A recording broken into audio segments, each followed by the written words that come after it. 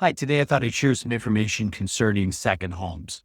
Maybe this is something you've considered in the past, or maybe it's even something you're considering right now, but you're concerned because obviously, as a second home, you're not necessarily utilizing it year round. Maybe you're using it 1 month out of the year, 3 months, 6 months, even 8 months out of the year, but it's not something that you're necessarily utilizing every single month. That's why it's a second home, not a primary residence.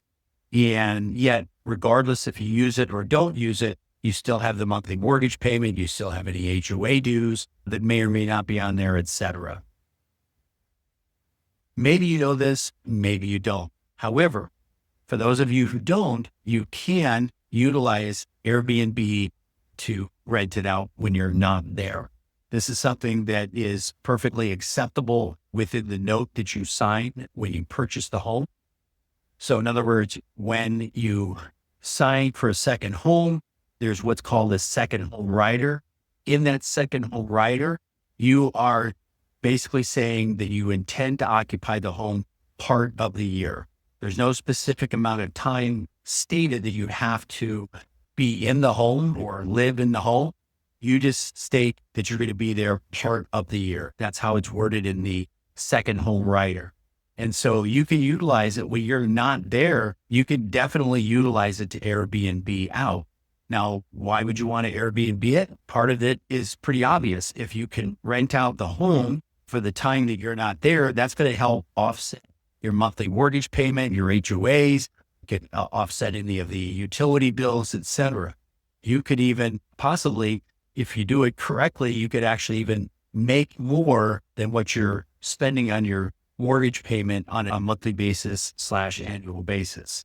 And so this is a really good way to help offset that and either, like I said, break even or even make money. Again, it's something where by Airbnb it, you only make it available when you're not there versus if you bought it as strictly as an investment property.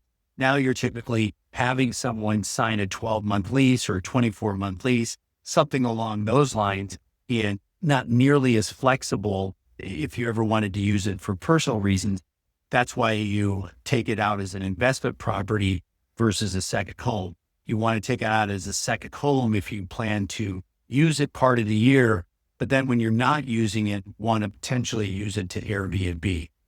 Now, one of the things that you want to take into consideration if you are considering this is check out the location, check out what's around you, see what you can potentially rent it out for when you're not there to see if it makes sense and helps offset your expenses enough to make it worth your while. Now, again, I'm not saying that you necessarily have to make a profit on this, but it certainly can't hurt if you can at least cover your expenses and break even on the home.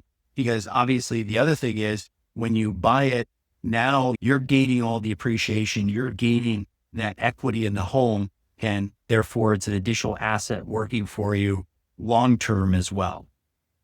Okay, so listen, I hope you found this information helpful. And if you did, please do us a favor and subscribe to our YouTube page here. If you have any additional questions concerning second homes or investment properties, please feel free to reach out. You can call us or text us at any time. We're always here to assist, always here to help you. You have a great day. We'll talk soon. Bye-bye.